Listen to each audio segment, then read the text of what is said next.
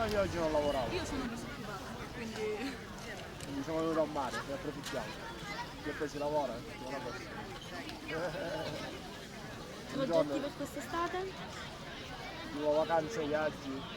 Ah, già siamo stati, abbiamo viaggiato quest'anno. Penso di fare Maccarani, a prendere il sole. prendere il sole. C'è il mare, c'è il sole. Quest'estate, io ho l'estate tutto l'anno, perché sono un frequentatore assiduo di qua e quindi facciamo il bagno a dicembre, novembre, non belle giornate.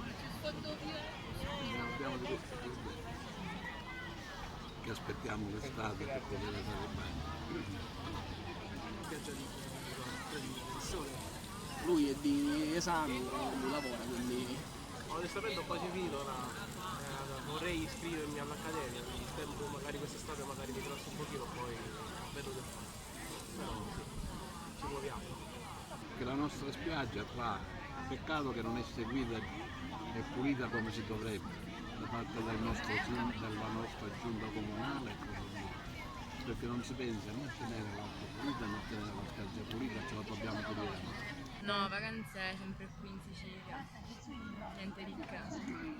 Si sta pensando all'inquinamento medico, la cosa è che abbiamo questo angolino qua di Paradiso, in centro città, e non sappiamo tenerlo pulito.